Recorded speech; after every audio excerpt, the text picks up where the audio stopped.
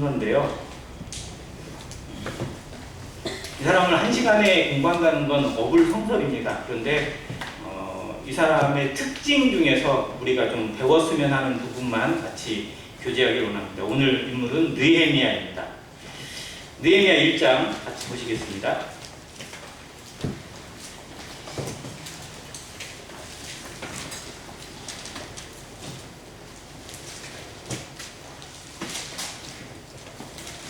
(1장 1절입니다) 하갈의 아들 느헤미야의 말이라. 아닥사스다 왕 제20년 기스르월에 내가 수산궁에 있는데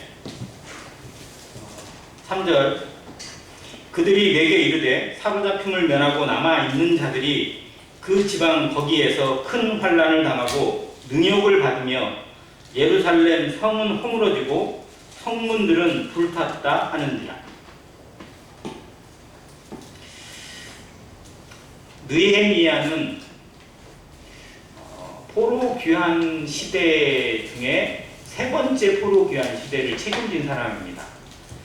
그리고 그 전에 포로 귀환을 주도했던 에스라가 제사장의 신분과 어떤 그런 영적인 지도자의 모습이었다면, 느헤미야는 이 새로운 그곳에 왕의 명령을 받아서 온 총독의 개념으로, 즉 행정까지 책임지는 그런 개념으로 왔고, 또 그 에스라와 동역을 하면서 에스라가 좀 영적인 면을 책임졌다면, 느헤미야는 이 보이는 부분, 즉 물리적인 부분이나 사람을 움직이는 부분을 좀 맡아서 했던, 즉 소프트웨어와 하드웨어가 참 조화를 이룬 동역자라는 것도 이 느헤미야와 에스라를 통해서 생각해 볼 수 있습니다. 공교로운 게 느헤미야의 이름의 뜻이 여호와는 위로하신다라는 뜻입니다. 그런데 에스라라는 사람의 이름, 이게 풀었으면 아자르 야후가 되는데, 이 이름도 여호와가 도우신다, 위로하신다라는 뜻이랍니다. 즉 두 사람이 이름이 전혀 다른 것 같은데 실상 뜻이 같아요. 즉 같은 마음을 품고 그 하나님의 일에 둘이 동역하면서 전심전력한 아름다운 동역자의 모습을 보여주고 있습니다. 방향이 같았다는 이런 모습이 참 귀하다. 그 혼란의 시기에, 그 혼탁하고 어지럽던 그 시기에 하나님께서 이런 느헤미야와 에스라 같은 좀 빛이 되는 사람들을 통해서 위로를 받게 하시고, 또 위로를 주시고, 또 그 민족이 뭔가 하나님 앞에 그 정체성을 회복할 수 있도록 이끄셨다는 부분을 생각합니다. 그럼에도 결론적으로 보면 에스라나 느헤미야가 정말 영적으로 뛰어나고, 그리고 온 마음을 다해서 하나님을 섬기고 백성들을 그 바른 길로 인도하기 위해서 최선의 노력을 다했어요. 그러면 이스라엘은 완전히 회복이 됐을까요? 그럼에도 안 됐어요. 그러면 에스라나 느헤미야의 개혁과 신앙이 실패한 건가요? 하나님은 어떻게 보실까요? 너희들이 열심히 하긴 했는데 남은 게 없어, 열매가 없어, 나중에 결과가 별로야, 그러니까 너희들은 별로 한 게 없어, 이렇게 평가하실까요? 아니요, 그게 아니라는 거죠. 전에도 말씀드렸죠. 예레미야가 있을 당시에 그 눈물로 하소연하고 하나님의 말씀으로 경고하고 니들이 정말 회개하지 않으면 안 된다라고 그렇게 외쳤지만, 예레미야 편에 서서 정말 온전한 회복을 하고 회개하고 돌아온 사람들이 거의 없었어요. 성경에 거의 나오질 않습니다. 동역자도 몇 명 없어요. 그러면 예레미야의 사역은 실패했을까요? 그게 아니죠. 하나님은 그 사람이 행하는 것의 결과와 열매에도 집중하시지만 그의 중심에 더 집중하십니다. 그가 어떻게 섬겼고 어떤 마음으로 섬겼느냐, 그 결과가 정말 아무런 영혼이 걷어지고 뭔가 성과가, 눈에 보이는 성과가 없다 할지라도 하나님은 그를, 여호와를 향한 그 열심, 그 하나에, 그 표대에 더 집중하시고 그것을 더 귀하게 평가하실 그런 하나님이시라는 걸 봅니다. 그래서 우리들도 가끔 좀 더 큰 교회, 또 성도가 많고 뭔가 좀 막 그런 교회, 제가 지금 갔다 온 교회들이 다 그러잖아요. 남원 서문이나 기림로나, 기림로는 오죽이나 많으면 예배를 1부 2부로 나눠서 예배를 드려야 되고, 그런 상황에서 보면 되게 좀 우리는 뭔가 이런 생각이 들 수도 있는데, 제가 기린노를 갔다 와서 거기서 예배드리고 말씀을 보면서 느낀 게 뭐냐면 우리 예배가 더 나은데? 뭐 이 생각이 들었어요. 정말이에요. 그 예배 시간 전에 저희들의 모습 있잖아요. 그러니까 25분에 시작을 하면 20분부터 피아노 반주 들어가고 그 전부터 조금 좀 경건한 시간을 갖고자 이렇게 애를 쓰거든요. 그럼에도 좀 약간의 소리가 나오기도 하고 또 잡담이 들리기도 합니다. 저는 약간 좀 그게 거기에 좀 기분이 나쁠 때도 좀 있고 저분한테 좀 이야기를 해야 되나 말아야 되나 막 이런 생각이 들 때도 있어요. 근데 기린노는 10시 반에 예배를 시작했는데 29분 59초까지 이야기를 해요. 제가 정신이 없더라고요. 이거 말려야 되는 거 아닌가 이게? 아무튼 저희들이 준비하고 드리는 시간이 저는 훨씬 좋았어요. 그래서 숫자도 나름대로 중요하지만 정말로 개인이 하나님 앞에 어떤 모습으로 서 있느냐, 기린노가 안 서 있다는 의미가 아니에요. 아무튼 전체적으로 그런 모습에서 저는 너무 감사가 됐고 되게 좋았다라는 그런 느낌을 받았습니다. 느헤미야를 우리가 보면서 그가 한 업적에 더 집중할 수도 있지만 중요한 건 느헤미야가 그렇게 노력을 했음에도 이스라엘은 결국은 그 망하는 길을 벗어나지 못했어요. 자, 그러면 이 시대는 마지막으로 가는 시대입니다.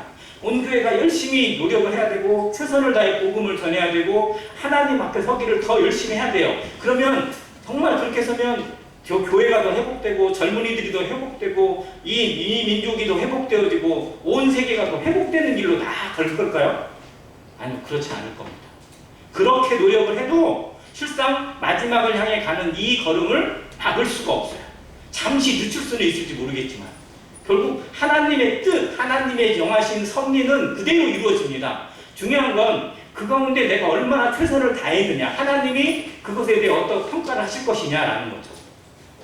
거기에서 변명하지 않고 핑계대지 않는 삶의 정직함이 우리에게 필요하다는 생각을 한번 해보게 됐습니다.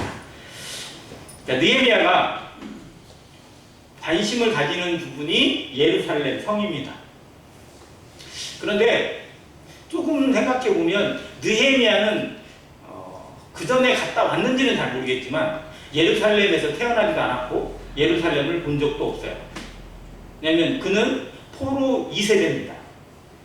포로로 잡혀간 그 전에 포로로 잡혀간 부모나 할아버지 세대의 다음에 태어난 세대였기 때문에 예루살렘에 대해서는 자기 부모를 통해서 혹은 어떤 자료를 통해서만 겨우 알고 있었을 뿐이에요. 그런데 정말로 그 예루살렘이 어떻게 되었는지, 그 성이 어떻게 되었는지, 하나님 앞에 드리는 그 도성이 어떠한 모습일지에 대해서 늘 관심을 가지고 생각하고 있고 지켜보고 있습니다. 그래서 예루살렘에 갔다 온 동료에게 직접 물어보는 거죠. 어떻게 됐냐? 좀 괜찮아졌냐? 좋아졌냐? 우리도 누군가에게 정말 관심이 있으면 어떻게든 그 사람에게 연결을 하기 위해서 그 사람이랑 좀 소식을 알려면 누구를 통하면 알 수 있을까? 누구에게 물어보면 될까? 뭐 이런 고민을 하잖아요. 그러다 보면 길이 나와요. 정말 열심히 찾으면요, 의외로 길이 보이더라고요, 이렇게. 전에 민실 자매님도 아시겠지만 복순자 모친께서 귀가 이렇게 귀가 아예 안 들리세요. 그래서 전화를 해도 전화도 안 받으시고 뭐 그런 상황이에요. 연결 방법을 못 찾았어요. 그래서 막 이것저것 해보셨어요. 그런데 그렇게 하다 보니, 그런 수고를 하다 보니까 그 전화를 거기 간호사인가요? 간호사가 받고 그걸 다른 사람이 받아서 연결이 되어지고 알게 되는 그런 것도 있다는 겁니다. 아무튼 그러한 마음을 이 느헤미야가 가지고 있었고 그러한 수고와 그러한 관심을 통해서 자신이 무엇을 해야 될 것인지, 내 역할이 무엇인지, 내가 하나님 앞에 어떠한 서원을 가지고 어떠한 결단을 가지고 내 인생을 드려야 될 것인지를 결단했다라는 것. 그는 벼슬길로 나갔기 때문에 그 벼슬길에 충실할 수도 있었고 그걸 자신의 인생의 목표로 삼을 수도 있고 그곳에서 잘 되는 것이 어떻게 보면 최선의 길일 수도 생각할 수 있어요. 그런데 그는 그것을 하나님을 향한, 자기 민족을 향한 도구로 이용했을 뿐이고 그것이 목적이 아니었다라는 걸 성경이 보여주고 있습니다. 우리가 세상에서 얻은 것들이 있고요, 누리는 것들이 있고, 또 세상이 나에게 인정해 주는 것들이 있어요. 재물도 될 수 있고, 지식이 될 수도 있고, 또 어떤 권세가 될 수도 있고, 또 나름대로 무엇인가가 될 수도 있습니다. 그런데 그것이 내 인생의 목표와 표대일 수는 없습니다. 그것은 하나님 앞에 더 나아가기 위한, 하나님의 영광과 하나님의 나라를 위한 밑바탕이 되어야 되고, 하나의 계단이 되어야 되고, 도구가 되어야 된다는 것을 다시 한번 생각해 보게 됩니다.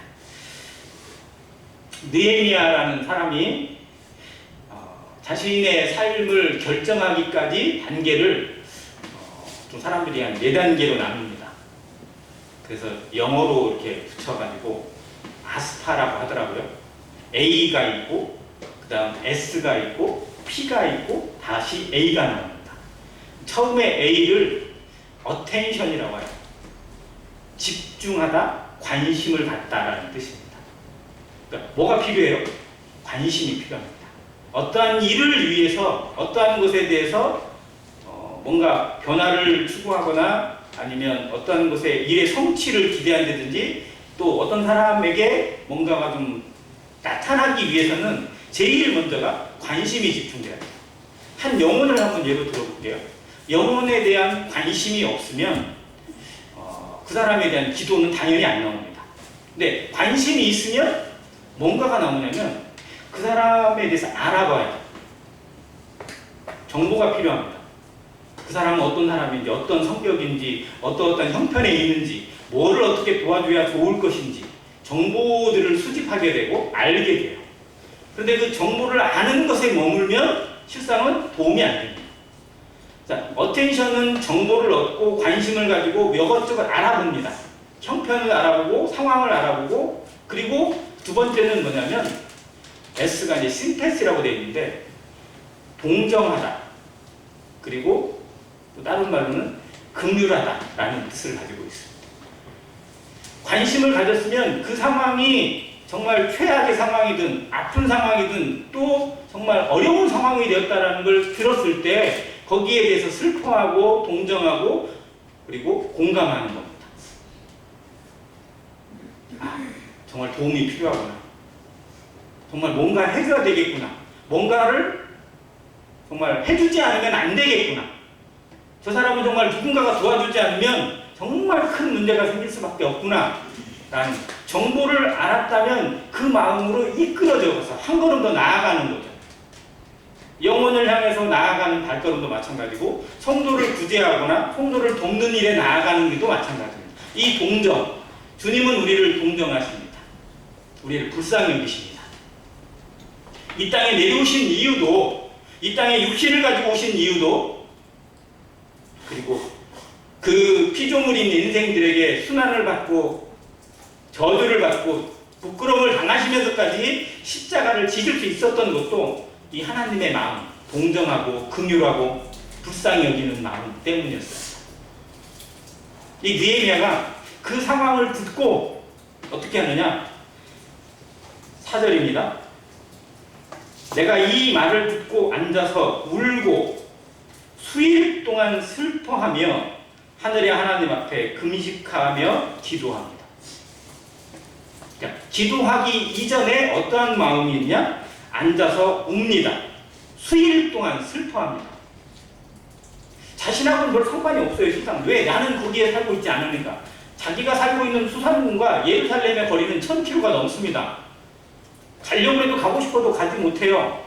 그리고 아무리 안타까워도 지금 내가 어떻게 할 수 없는 상황이니까 그냥 남일로 취급할 수가 있어요. TV에서 가끔씩 무슨 그 후원 요청하는 그런 프로그램이 있죠. 거기에 대부분 어디가 많이 나오죠? 나라로 따지면 아프리카들 대부분이죠. 아프리카에 막 정말 못 먹어서 막 배가 이렇게 나오는, 못 먹었는데 배가 이렇게 나오는 상황을 전 처음에 이해를 못했어요. 근데 정말 너무 못 먹어서 배가 아니에요. 그냥 풍선처럼 부풀러 있는 애들, 낳자마자 죽어가고 있는 아이들, 정말 그러면서도 부모로서 아무것도 해주지 못하고 있는 그 안타까운 모습들을 많이 영상으로 보여줍니다. 심지어 탤런트들이나 배우들이나 이런 사람들이 거기 가서 직접 그 상황을 체험해서 알려주기까지 합니다. 그러면 그 동정의 마음이 생겨서 후원하는 사람들이 많이 있죠. 자, 그런데 우리는 주로 어떤 마음이 드냐면 안타깝다. 아휴, 제대로 어떻게 안 돼. 막 이런 생각이 들어요. 그런데 실상 우리의 주머니는 쉽게 열리지 않을 때가 많아요. 왜요? 너무 멀어요. 내 마음이 그 거리만큼 내 마음도 실상은 쉽게 접근이 안 될 때가 있어요. 그러면 우리가 한국에 있는, 대한민국에서 있는 정말 불쌍한 가운데 있는 아이들, 그런 상황도 의외로 나오더라고요. 그러면 거기에는 우리 마음이 더 어떻게 돼요? 더 가까운데 실상 쉽게 열리나요? 그것도 잘 안 열려요. 우리는 어디에 더 마음이 열냐면 내 것, 내 가족, 내 주변, 내가 아는 사람, 여기에 거의 한계를 만들어 놓고 바운더리가 정해지는 경우가 많습니다. 그 외에는 안타깝긴 해요. 아, 그래, 불쌍하다. 정말 안 됐다. 그런데 선뜻 내가 뭘 해줄 수가 없어요. 왜? 나하고는 별 관계가 없다고 여기기 때문에. 그런데 느헤미야는 충분히 그러고도 남았어요. 워낙 멀리 떨어져 있으니까. 그런데 그렇지 않았다는 겁니다. 그 일을 자기의 일로 여겼어요. 그리고 기도를 합니다. 그의 기도가 정말 하나님 앞에 상달되는 기도가 될 수 있었던 건 뭐냐면 그는 회개의 기도를 드립니다. 하나님 도와주십시오. 하나님, 정말 이거 하나님의 손길이 필요하고 하나님의 은혜가 필요하고 하나님이 도와주시지 않으면 안 됩니다. 우리가 누군가를 위해 기도할 때 이렇게 기도합니다. 하나님, 저 형제님이 너무 안 됐습니다. 하나님, 저 자매님 정말 긍휼히 해주시고 빨리 낫게 해주시고 도와주십시오. 하나님이 도와주시지 않으면, 치료의 하나님이 아니면 어떻게 할 수가 없습니다. 이렇게 기도합니다. 근데 우리의 최선의 기도죠. 그런데 느헤미야는 그 기도가 약간 달라요. 뭐라고 기도합니까? 아버지 하나님, 내가 범죄해서, 우리 가족이 범죄해서 하나님께서 이러한 일을 우리 민족에게 행하셨습니다. 회개합니다. 먼저 회개를 시작합니다. 그 형제의 아픔이나 그 자매의 아픔, 그 영혼의 아픔이 정말 내 책임이라고 여길 수 있는 거, 이게 정말 쉬운 게 아니더라고요. 우린 말로는 할 수 있어도요, 정말 하나님 앞에 이게 내 책임입니다. 나 때문에 이렇게 되었습니다. 라고 정말 말할 수 있는가 한번 돌아보게 되더라고요. 느헤미야의 특별한 기도입니다.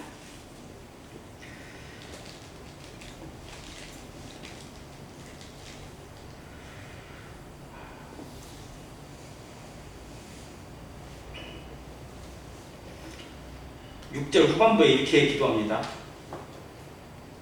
눈을 여시사 종의 기도를 들으시옵소서. 나와 내 아버지의 집이 범죄하여 주를 향하여 크게 악을 행하여 주께서 주의 종 모세에게 명령하신 계명과 율례와 규례를 지키지 아니하였나이다.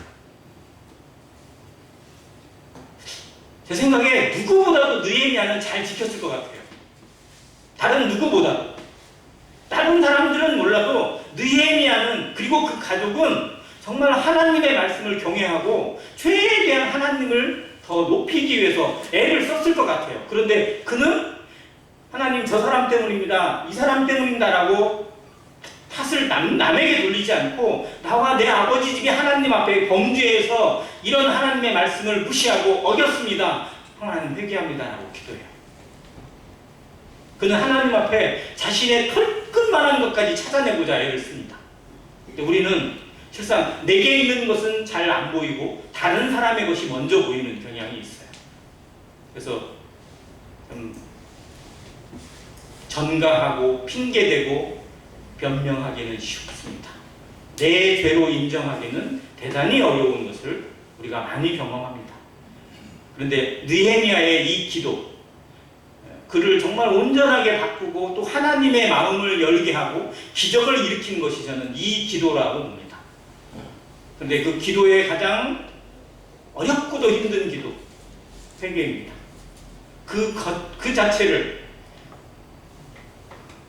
나의 것으로, 나의 실수와 나의 범죄와 나의 잘못으로 인정하고 받아들이는 이 자세가 정말 얼마나 놀라운 그 인격인지, 얼마나 놀라운 리더의 모습인지, 그리고 얼마나 그 민족을 사랑하는 그런 지도자의 모습인지를 한번 보게 되었습니다.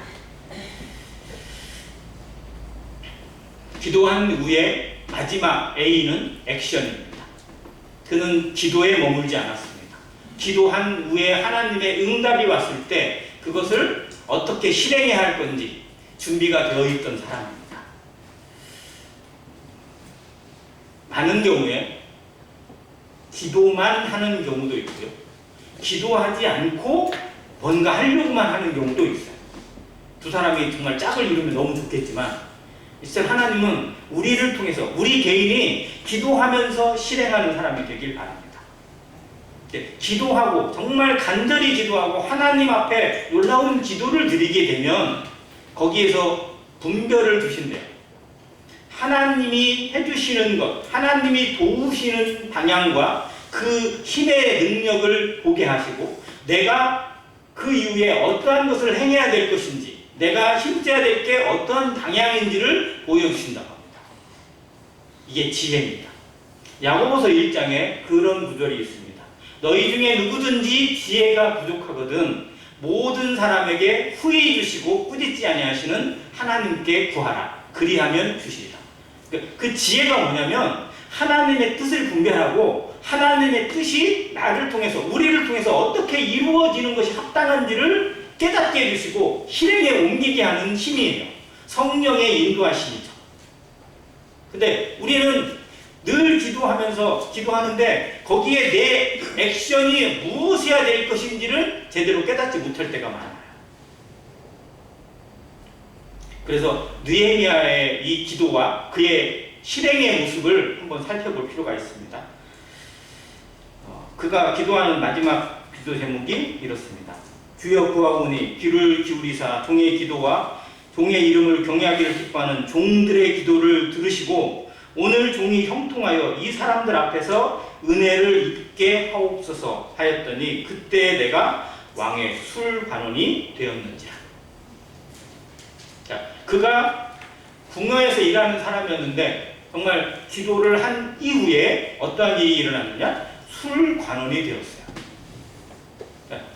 창세기에서도 나오지만 술관원이 어느 위치인지 우리가 알죠. 지금으로 얘기하면 이게 뭐라고 얘기를 해야 될지 모르겠어요. 근데 왕의 먹거리, 왕이 직접 먹는 것이나 마시는 것을 책임지는, 그러니까 왕이 가장 신임하는 사람. 왜냐하면 이 먹는 걸로 독살하고 먹는 걸로 왕을 죽이는 일이 다반사였기 때문에. 그래서 지금으로 얘기하면 이게 약간 비서실장급 정도, 비서실이나 뭐 이 정도, 비서실도 여러 사람들이 많잖아요. 아무튼 그 정도의 급이라고 합니다. 그러면 왕이 정말 가장 가까이 두고 신임하는 사람인 거예요. 그런 사람이 되게 하셨어요. 그리고 2장에 가니까 아닥사스다 왕 제20년 니산월에 왕 앞에 포도주가 있기로 내가 그 포도주를 왕에게 드렸는데 왕이 물어봅니다. 네가 병이 없거늘 어찌하여 얼굴에 수심이 있느냐? 이는 필연 네 마음에 근심이 있음이로다. 이 아닥사스다 왕이 이 느헤미야라는 사람을 어떻게 생각하고 있는지, 얼마나 관찰하고 있었는지, 얼마나 잘 아는지를 보여주는 대목이에요. 그러니까 왕이 그 사람을 자기의 술 맡은 관원으로 세웠다는 것은 그만큼 잘 안다는 의미예요. 그런데 내가 너를 너무 잘 아는데 지금 얼굴을 보니까 넌 정말 문제가 있어. 넌 정말 지금 몸이 아픈 게 아니고 마음에 큰 근심을 가지고 있나. 네 얼굴 표정이 그걸 보여준다. 뭐냐 도대체. 그래서 자신이 기도했던, 자신이 마음속에 앓고 있던 그거를 이야기합니다. 4절 같이 한번 읽겠습니다. 시작. 왕이 내게 이르시되 그러면 내가 무엇을 원하느냐. 여기까지. 자기의 근심을 얘기했어요. 어떻게 보면 마음의 소망이죠. 지금 우리 동족이 저 예루살렘에서 완전히 다 무너져가지고 정말 성도 제대로 못 세우고 하나님의 성전이 지켜지도 못하고 수많은 이방인들에게 짓밟히고 있고 성문도 불타가지고 엉망이 되어 있습니다. 그런데 내가 마음 편하게 여기서 음식을 먹고 왕 앞에서 정말 즐거워할 수 있겠습니까? 라고 이야기를 해요. 그러니까 왕이 뭐라고 하니까 그러면 내가 너에게 뭘 해주면 좋겠냐? 라고 물어봐요. 문제 해결됐어요? 안 됐어요? 됐죠? 됐잖아요. 그가 기도했던 대로. 그런데 그러면 저 같으면 그래요. 감사합니다. 저를 저기 보내주시고 돈도 좀 주시고 뭣도 주고 이렇게 할 것 같아요.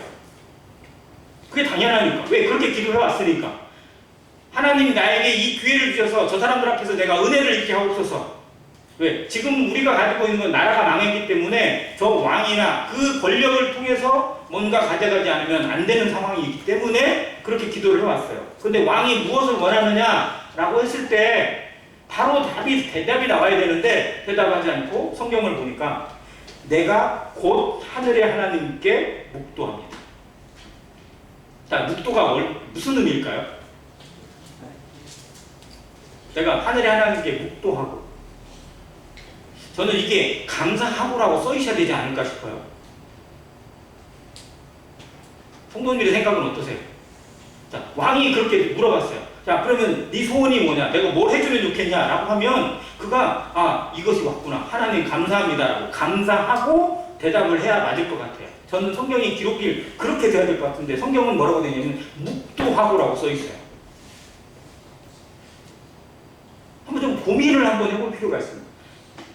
당연히 감사해야 되는 거고 감사가 너무 맞는데 왜 느헤미야에게 묵도라고 기록을 하셨을까?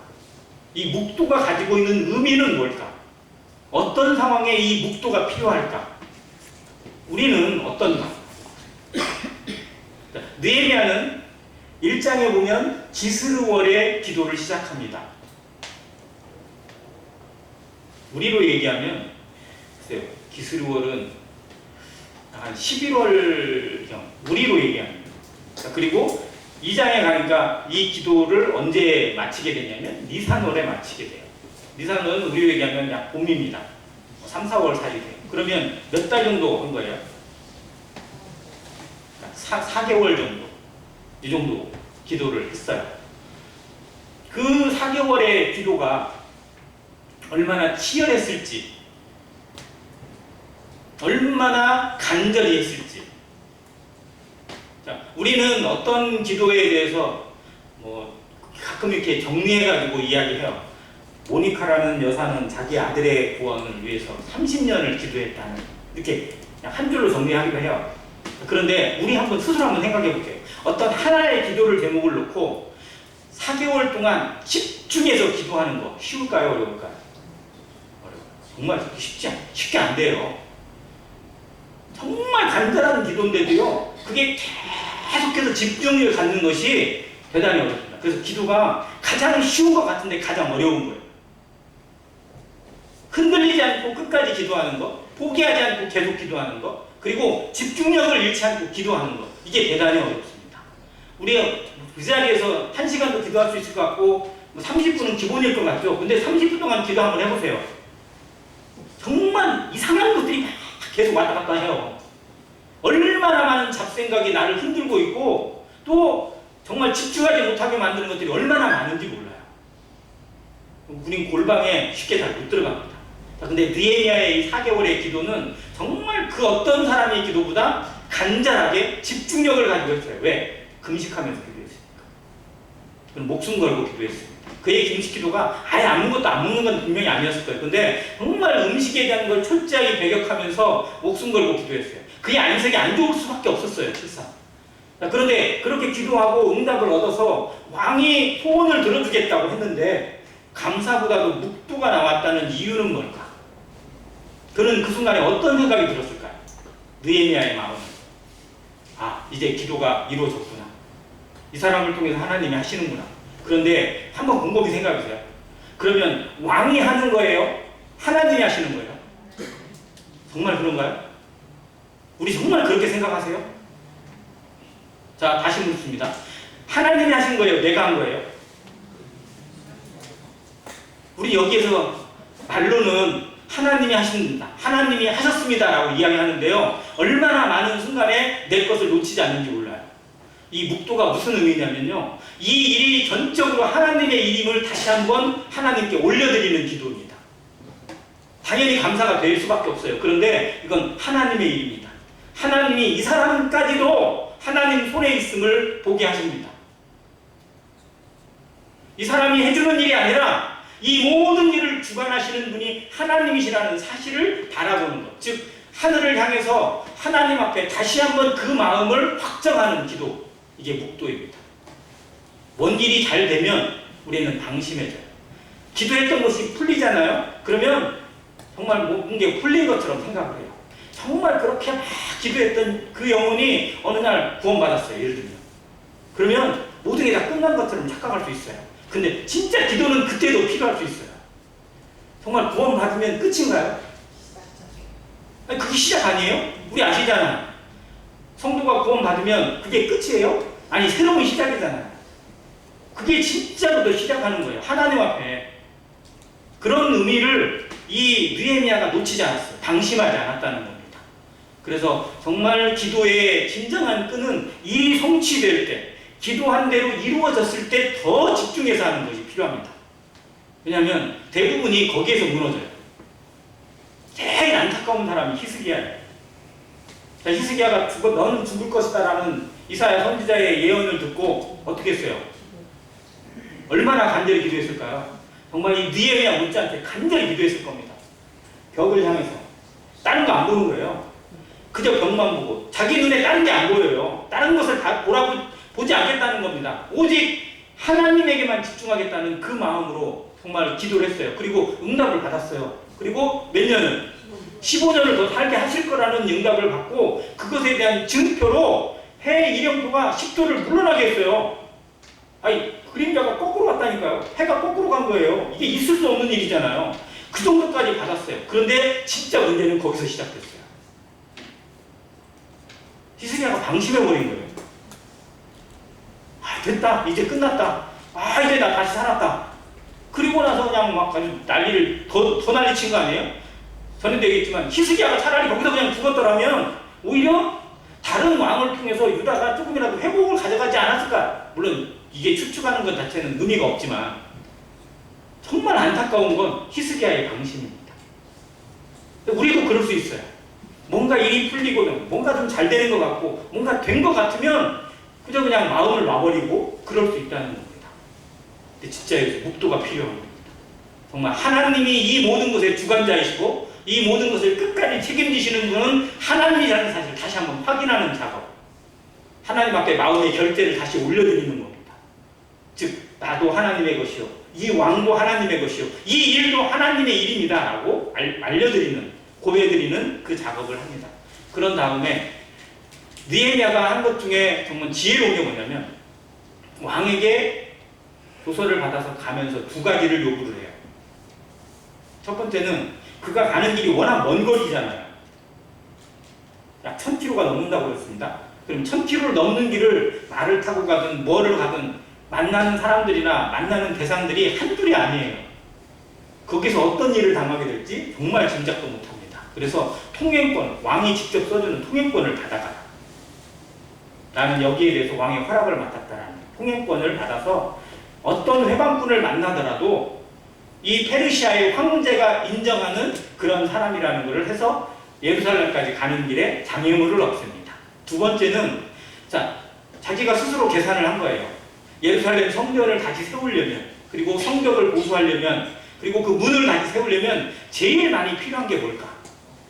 나무예요. 나무. 목재가. 왜? 돌들은 거기에 있을 테니까. 근데 나무는 문이 불탔잖아요. 문이 불타고 뭔가 불탄 곳을 새로 하려면 나무가 많이 필요하겠다. 그래서 그 목재를 관리하고 있는 장관 아삽이라는 사람에게 하나 쓰셨어. 내가 원하는 만큼 느헤미야가 원하는 만큼 목재를 제공을 해줘라라는 조서를 받아가요.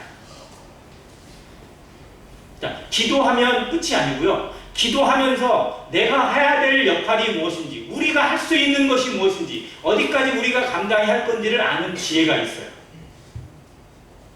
하나님 앞에 자신의 가지고 있는 실력과 재능, 그리고 하나님이 부여하신 그러한 것들을 활용하고자 하는 자세입니다. 우리가 가지고 있는 재능들이 있어요.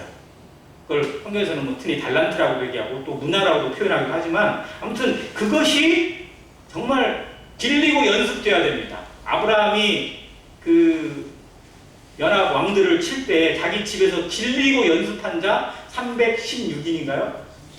네, 318명을 데리고 갔어요. 집에서 뭐 했어요? 길리고 연습한 자. 그 사람들이 밥 먹였어요. 한번 생각해보세요. 300 몇 명을 밥을 먹이려면 그것도 다 군인들 아니에요. 그러니까 일종의 보면 용병들이에요. 이 사람들 밥 먹이고 훈련시키는 게 보통 일이 아니에요. 그런데 정말 어떻게 보면 선견지명이 있었던 거죠. 반드시 필요할 거다. 이런 부분. 근데 우리가 하는 것들이 그런 걸 준비하는 작업. 내가 공부하고 있고 또 혹은 뭔가 돈을 번다든지 아니면 어떤 것을 한다든지 내가 나름대로의 어떤 자격증을 딴다든지 뭔가의 새로운 재능을 갖는다든지 하는 것들이 정말 하나님 앞에 어떻게든 쓰임받기를 바라는 기도와 함께 이루어져야 돼요. 이걸 통해서 하나님이 영광 받으시고 이걸 통해서 교회가 유익을 얻고 어떤 성도나 영혼들이 구원받고 더해질 수 있는 좋은 도구가 될 수 있도록 하는 서원의 기도가 이루어지면서 그것이 연습되어지는 모습이 바로 느헤미야의 모습입니다. 그는 고민도 많이 했어요. 나름대로의 설계도도 그려져 있어요. 그래서 그 다음 예루살렘에 가서 일을 진행하는데 막힘이 없었어요. 왜? 준비가 되어 있으니까. 다음에 한번 인류가 지은 건축물 중에 멋있는 게 정말 많은데 그 중에 가장 아름다운 건축물이라고 여겨지는 거 있죠. 한번 말씀드렸죠. 그 스페인 바르셀로나에 있는 그 성당 있잖아요. 지금도 짓고 있어요. 근데 그 건축물 안에 들어가 본 사람이라면 야 진짜 사람이 이걸 이렇게 설계를 하고 지을 수 있다는 것에 대해서 정말로 대단하다. 이 가우디라는 사람이 어떤 사람이냐 궁금해할 정도라고 얘기하는데, 자 그러면 가우디는 그 성당을 설계를 할 때 그냥 되는 대로 막 그랬을까요? 설계하는 사람이 집을 지을 때 그냥 대충 뭐 그냥 이렇게 할까요? 아니 절대 그렇지 않습니다. 다 계산을 해요. 이 모양을 이렇게 하는 이유가 있고요. 여기에서 이만큼이 더 나오는 이유가 있고 여기서 이걸 더 빼내는 이유가 분명히 있어요. 하나님도 당연히 그렇게 하시는 이유가 있습니다. 그래서 그 마음 속에서 뭔가를 하기 전에 자기의 속에서 설계도가 그려지고 그것을 하나님께 아니면 나름대로의 시뮬레이션을 통해서 정말 돌려보는 작업, 이게 준비하는 겁니다. 그냥 무턱대고 어떤 일을 치르는 것이 아니라 그것에 대해서 어떠한 것도 생각해보고 또 악영향도 따져보고 그렇게 됐을 때 어떻게 하는 것이 합당한지도 구하는 지혜. 근데 이게 조화를 이루어야죠. 무조건 고민만 하는 게 아니라 하나님의 것은 하나님에게, 내게 맡겨진 것은 내가. 이거를 잘 이룬 사람 중에 하나가 오홀리압과 부살렐입니다. 그 사람들은 무슨 재주가 있었어요? 손재주가 있어요. 손재주. 근데 어떻게 보면 그 출애굽해가지고 광야를 지나갈 때 손소리 듣는 사람이 별로 쓸모가 없을 것 같은데 엄청나게 요긴하게 하나님이 쓰셨어요. 그 사람들은 성경에 뭐라고 했냐면 공교히 연구한다라고 표현했어요. 그러니까 그 사람들은 손재주가 있으니까 그냥 뚝딱뚝딱 하면 나오는 거야? 아니라는 거죠. 자, 한번 생각해보세요. 그 속죄소 위에 그룹을 만들어요. 천사에 만들어요. 그럼 천사는 그냥 대충 이렇게 따가지고 뭐 망치질 몇 번 하고 뭐 끌로 몇 번 하면 딱 나올까요? 아니잖아요. 얼마나 많은 손작업이 들어가요. 그가 재주가 있고 재능이 있어도요 연구해야 됩니다. 우리가 가지고 있는 은사가 정말 제대로 쓰임 받으려면 연구해야 돼요. 하나님은 그런 사람을 들여 사용하십니다. 드려야 돼요. 드리면서 이게 어떻게 사용돼야 할 것인지를 연구해야 되고 고민해야 되고 실행해야 돼요. 느헤미야가 가졌던 액션입니다. 그런 사람을 통해서 하나님이 정말 그 예루살렘 성을 회복하시고 12문을 다시 짓게 하시고 4개의 망루를 새로 세우게 하시고 그 민족 앞에서 부끄러움을 당하지 않게 하셨어요. 끊임없는 회방이 일어납니다. 느헤미야 2장부터 벌써 어떤 일이 일어나냐면 19절 한번 가보세요. 호론 사람 산발락과 종이었던 암몬 사람 도비아와 아라비아 사람 게셈, 이 세 사람이 계속 나와요. 뭐 하는 사람이에요? 네, 회방꾼입니다. 자, 이 회방꾼이 항상 있다 없다. 네. 그럼 이 사람들이 쉽게 포기한다 안 한다? 네, 절대 안 합니다. 자, 여기 이 산발랏은 이 사마리아의 총독이에요. 그 땅을 다스리고 있는 이 자기가 대장이에요. 그리고 이 암몬 사람 도비아가 더 어떻게 보면 중요한 역할을 하는데, 이 사람은요 그 암몬족 속의 총독이면서 유대 사람들하고 결혼으로 인척관계를 싹 맺고 있었어요. 그래서 그 유대의 귀족들, 심지어는 3장 1장에 나오면 대제사장 엘리야십이 나옵니다. 제일 중요한 인물이에요. 이스라엘의 영적인 회복에 있어서. 왜? 대제사장이니까. 근데 이 엘리야십하고 사돈관계가 도비야예요. 그러니까 안에서부터 이미 어디까지 썩어 있는지 좀먹어져 있는지 이런 걸 다 하고 있는, 즉 도비야라는 이 사람이 정말 그 안에 여기저기를 막 침투해 놨어요. 그래서 그 사람을 통해서 거기 성전에 있는 한 방을 비워가지고 자기가 임의로 사용할 수 있도록 그렇게 허가를 받아놓기도 하고. 그래서 느헤미야가 돌아보니까 이 말도 안 되는 일이 벌어졌어요. 전부 다 그냥 다 내어 던지고 불태워버린 그런 사건도 있습니다. 이 결혼, 이방인과의 결혼, 또 불신 결혼에 대해서 어떻게 보면 예스라에서도 나오고 느헤미야에서도 그런 부분을 계속해서 나오고 있습니다. 유대 이스라엘 민족이 제일 무너진 게 뭐였냐면, 출애굽 당시에도 그랬어요. 모압 여인들과의 그 혼음, 간음하면서 이루어지는 그 일이 모압 평지에서 있었던 가장 큰 비극 중에 하나였습니다. 영적으로 물들이는 거고요. 관계를 희석하게 만들고 분명한 것을 깨뜨려버려요. 도비야가 그런 역할을 통해서 이스라엘의 내부까지 완전히 장식하고 잠입해 들어왔던 사람이에요. 그러다 보니까 그 안에 있는 사정을 다 알아요. 그래서 이걸로 해봉하고 저걸로 약을 올리고 저걸로 위협하고 끊임없이 해방을 합니다. 그러나 느헤미야는 심지어 어떻게 했냐면, 공사를 하면서 한 손에는 무기를 들고 한 손에는 기구를 들고 그렇게 했었어요. 쉬지 않고, 어떻게 보면 한치도 방심하지 않고. 왜? 사단 마귀가 우는 사자같이 덤비는 것을 너무 잘 알고 있습니다.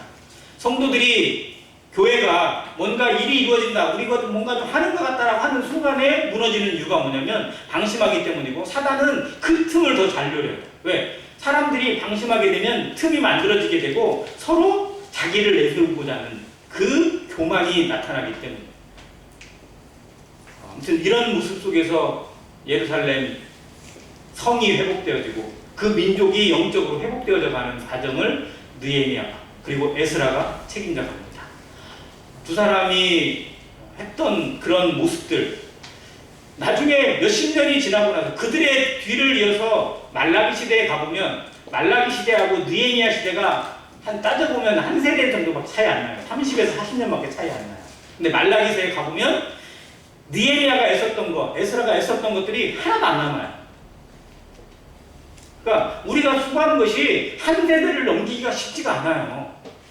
우리 다음 세대 정말 어떻게 될지 누구도 장담 못해요.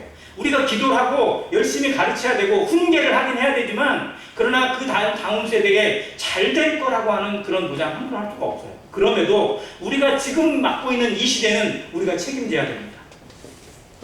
왜? 하나님은 이것에 대해서 우리를 평가하실 거고 이것으로 상을 주실 거기 때문에.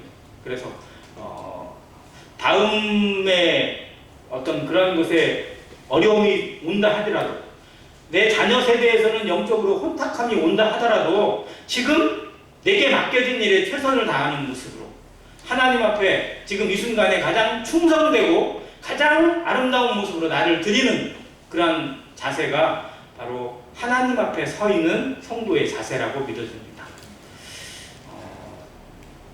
느헤미야 같이 그 어두운 시대, 정말 혼탁한 시대에 이런 사람을 하나님이 들어 사용하시고 그 먼 거리까지 기도하게 하시고 작정해서 이동하게 하시고 또 지혜롭게 행해서 그 모든 환난과 해방을 무릅쓰고 하나님의 제사를, 하나님께 예배를, 또 모든 백성들이 하나됨을 이룰 수 있도록 힘썼던 이런 모습을 하나님은 가장 귀하게 여기십니다. 안양교회 여전히 어려움이 있고 또 앞으로의 다음 세대를 생각할 때 정말 우리 마음 가운데 염려가 되는 게 사실이지만, 지금 이 순간에 우리가 정말 우리에게 주어지는 것에 최선을 다하고 충성스럽게 한다면 하나님은 그 이상으로 우리에게 복을 더하시고 또 우리가 생각하지 못한 방법으로 이루어 가시는 하나님이시다라는 걸 다시 한번 마음에 생각해 보았습니다. 이상입니다.